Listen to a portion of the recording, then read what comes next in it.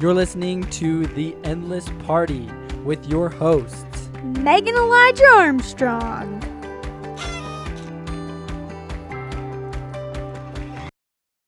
Hello, friends. Welcome back to The Endless Party. We are so glad you are here with us.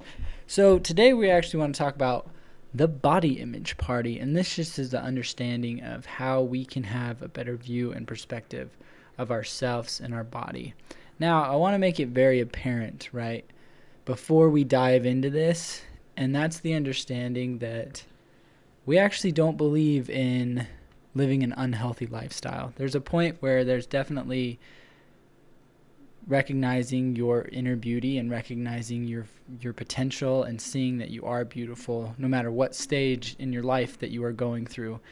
But there's also a part when you have to take inventory of yourself and recognize that you might have a problem. And whether that be, you're struggling with an eating disorder, whether that be something like bulimic or anorexic. And so, Or even like binging. Or binging or an addiction to food, whatever that may be. And if you are struggling with that, definitely we hope that this can help with even that. But there's a difference between recognizing yourself as a child of God and your body is beautiful and being unhealthy. Yeah, absolutely. So let's just jump into it. I think that first of all, I think that body image is something that women struggle a little bit more with normally. I would agree. I think it can be both. I completely understand that it can be both. Yeah, I would agree that women struggle with it more.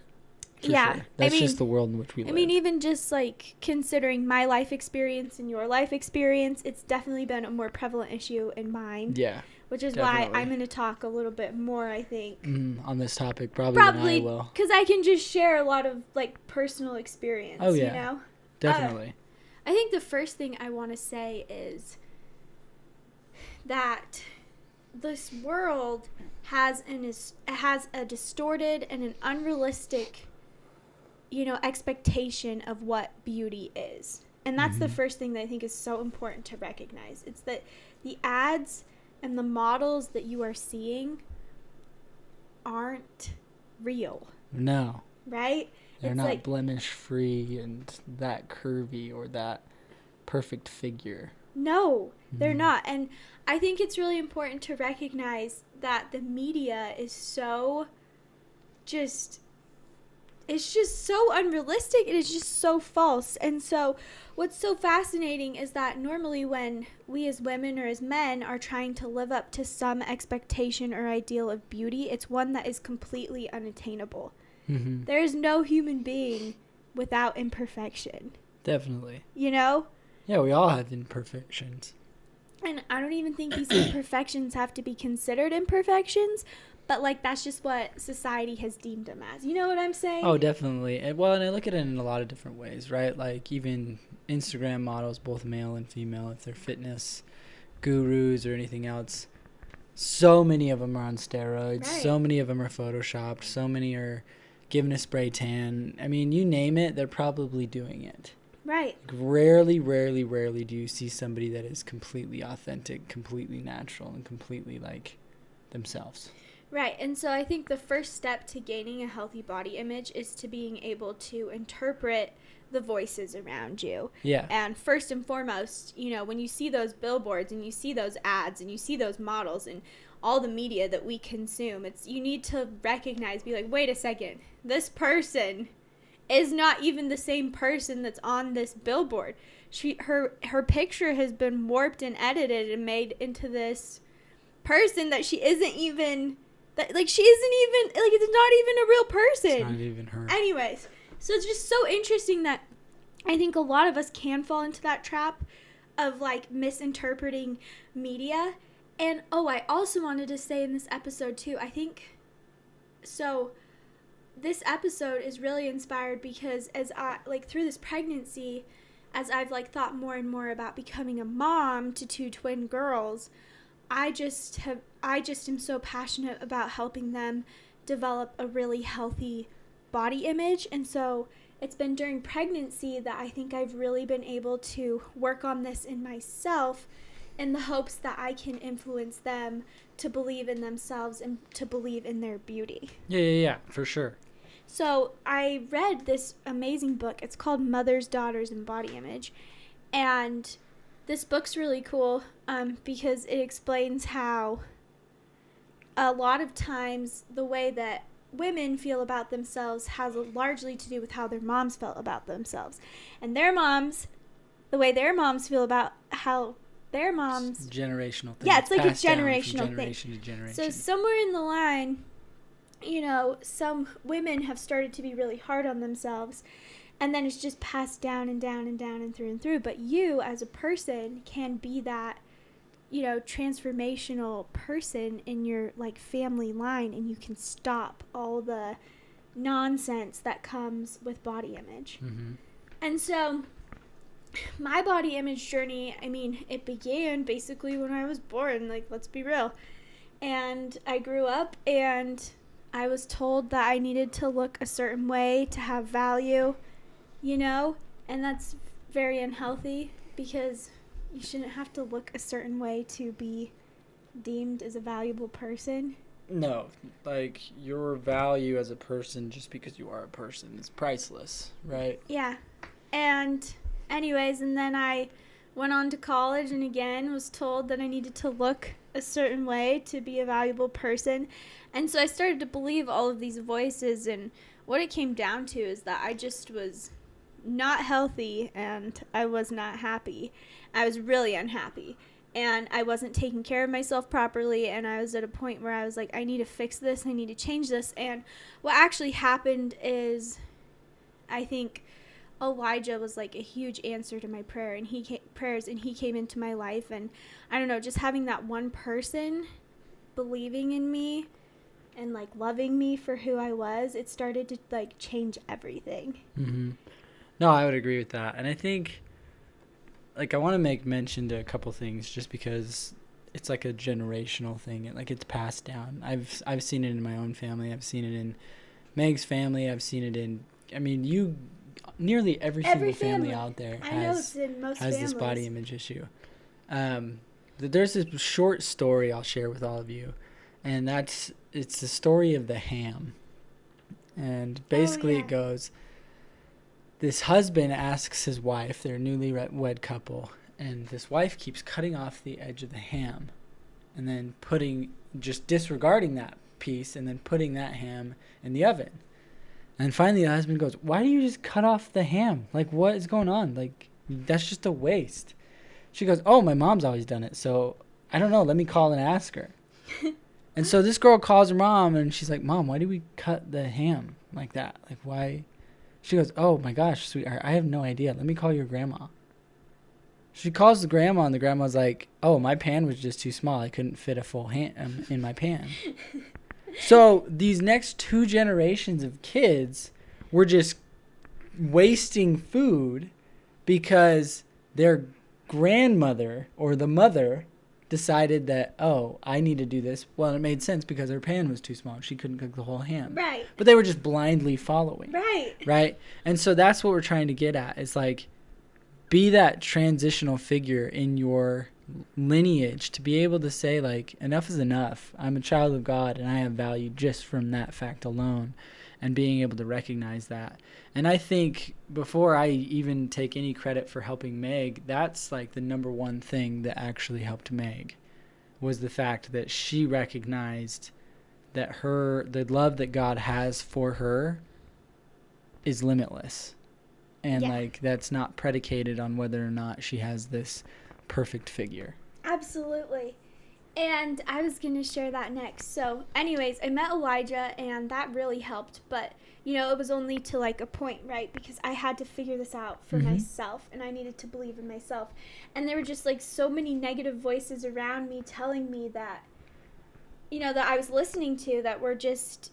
You just need to eat less and move more, or you just need to lose weight, you look fat, or you're eating too much, or you're not eating enough. Yes. Yeah. And especially as a runner, like, these messages were super prevalent, you know. Anyways, But what it came down to is I had to take a moment and I really had to ask God what he thought about me.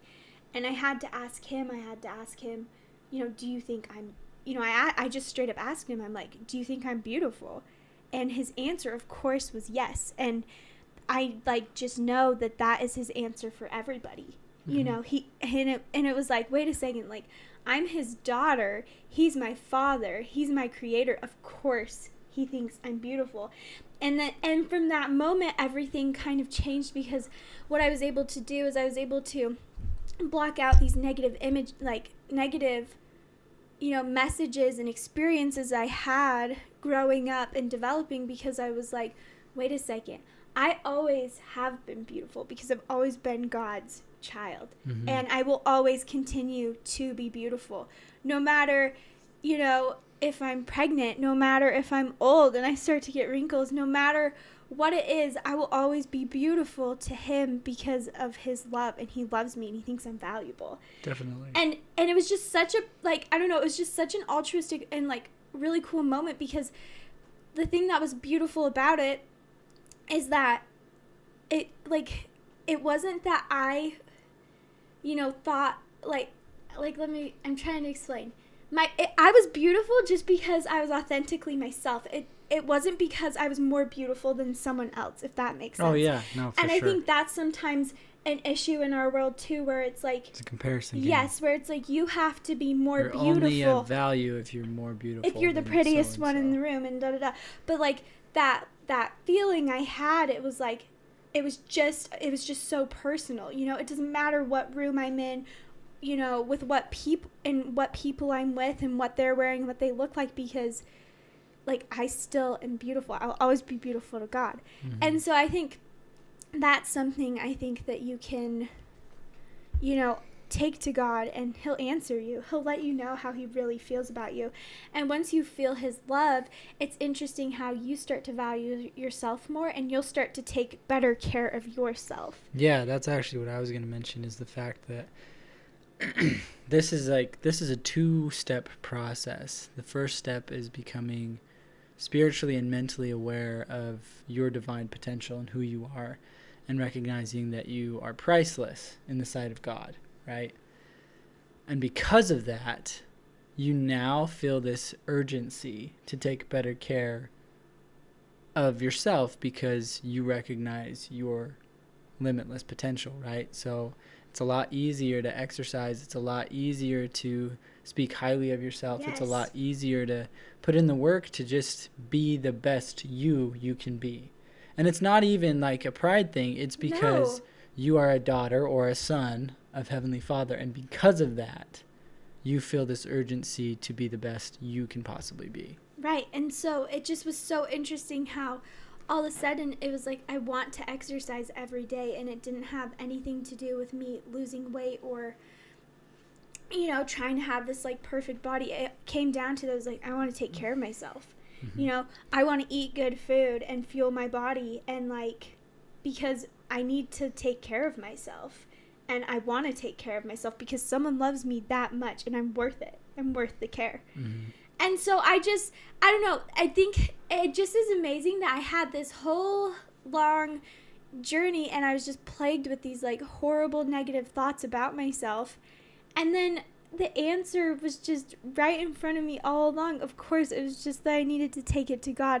And it's incredible, the transformation that has happened. And don't get me wrong, I think there are still going to be days, and there's still going to be those voices of doubt in your ears, that will always come back to try to haunt you and try to make you believe that you're something you're not. And the best thing to do is to just disregard them. Oh, absolutely.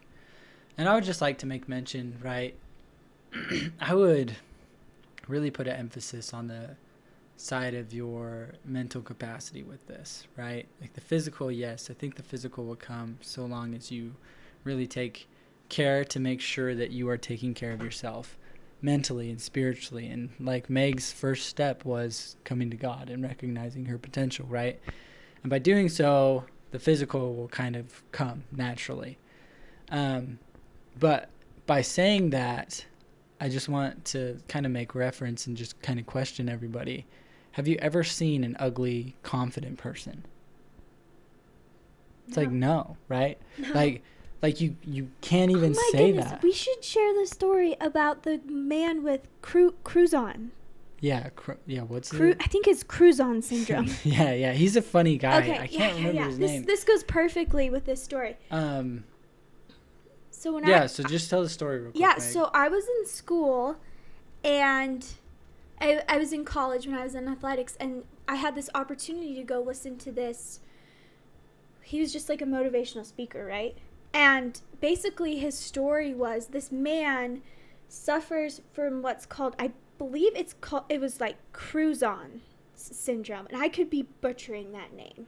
Yeah, Cruzon syndrome. Yeah. And basically what it was is it just like it's just a deformity from birth. Yeah, his face and head were distorted, and he had to go through all of these surgeries. Phenomenal individual. Like, he is such a cool guy. Right, but like he doesn't look like you or I because, anyways, and this man was told his whole life that he was ugly, but he was able to rise up from this Cruzon syndrome, and now he is this confident, happy. Well, yeah, person. It was his mother who helped him Yes. through it all, right? And then, in addition to that, he went on to wrestle at Utah Valley University. Oh, yeah. And that's where Meg actually went to college her second time around when she transferred. But he came and spoke to everybody, and he wrestled for him. And, he ended up, I think it was, he placed in the NCAAs. Yeah. Now he's a motivational speaker, and he speaks about a lot of different things, just positivity and body image and all the stuff. But it's so cool because during his whole speech, you never once looked at him as if he had this disease and deformity, right? Because you saw him as who he truly was, like a child of God and like a confident and powerful individual, a force to be reckoned with. He was just glowing. Yes, he was just incredible. I think his name's Ben Kerr. Yeah, right. I think so. Anyways, but that was my whole point behind this. Like, build your confidence, build up your armor, and build up that mental capacity to recognize who you are, and the physical will come. Like, that'll come. But by doing so, you will recognize more and more that there is no such thing as an ugly, confident person. I can't think of a single person in my entire life that I've met that just radiates, that's happy, that's positive, that's kind, that's confident, that I'm like, man, they're a really ugly person. Right. And I just think, too, like, the people who are closer to God are always like that. Yeah, absolutely. So it's like you want to, if you want to believe in your beauty and be beautiful, it's like foster your relationship with God. And it will be, like, I promise you, it'll be incredible, like, the changes that you experience. Yeah. Absolutely. So if you're struggling with this stuff, first and foremost, take it to the Lord. Recognize your divine potential. And, if you want to make some changes, make some changes. But that's kind of our message today. It's just the body image party. Yeah. Thanks for being here. Thanks, guys. Have a good one. You've been listening to The Endless Party. Please feel free to join us over at our website, theendlessparty.com, for more of our content. Also, we would love to hear from you. Leave some comments and let us know what you're interested in us talking about. Seriously, like, subscribe, leave a 5-star rating, whatever it is the platform says to do, so that we can keep partying together.